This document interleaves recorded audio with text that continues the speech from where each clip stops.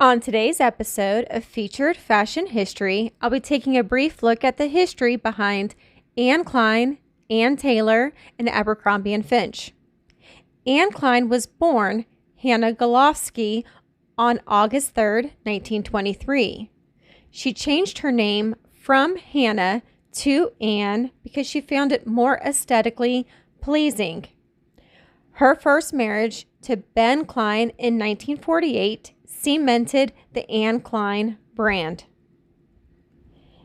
Her logo, featuring the lion, is a tribute to her astrological sign because she is a Leo. She was the first designer to be awarded the Neiman Marcus Fashion Award twice. She was the only female fashion designer to be invited to the Battle of Versailles in 1973, where only the best designers were showing their featured designs to try to help Paris raise money to renovate Versailles. She was diagnosed with breast cancer in 1974 and sadly passed away on March 19, 1974. But to this day, Anne Klein is still seen as the mother of contemporary American style.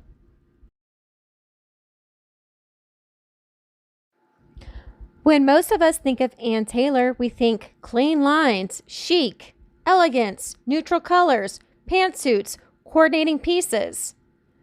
Most of us think there's a woman fashion designer behind this brand, but in fact, this brand began in 1954 with Richard Libeskind.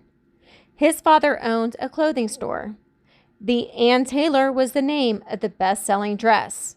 Richard kept the name because it was an established style in New England, and the Taylor evoked an image of tailored clothing.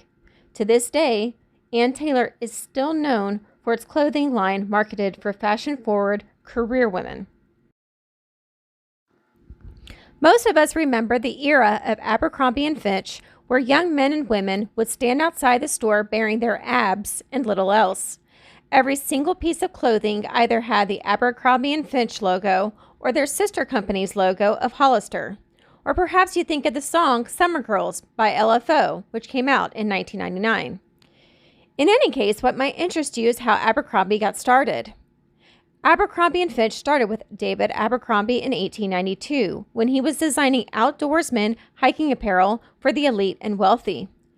Ezra Fitch was one of those elite customers who became a partner in 1900 when he purchased significant shares in the company.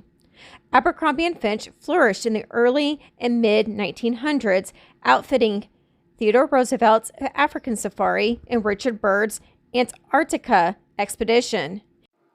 In the 1970s, the company really began to suffer, facing more and more competition. They found it nearly impossible to maintain their high-end image. They began offering lines to market to the younger generation.